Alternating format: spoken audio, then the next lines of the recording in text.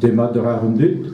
Ian de gonz a nebet kudeneu a velanme vel kelener I skolaj kristen I bo bihan amant. Mais rudenevse a helbout laket I brer aber. Ar pem kuden a velan, a zo live breonek un danve skolerion. Live breonek ur skolerion hag ur gelenerion.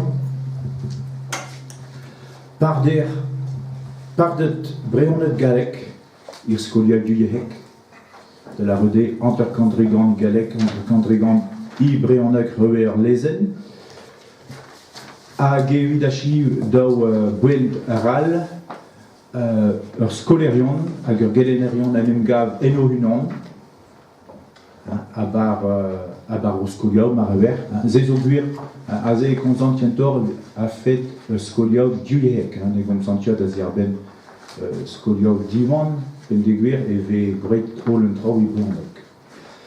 Hag un point de veran, skolerion hag gelerion vat, skolerion hag ur gelerion o deus tapet skiant, guita un entada du yehek, rak, chuer e vent.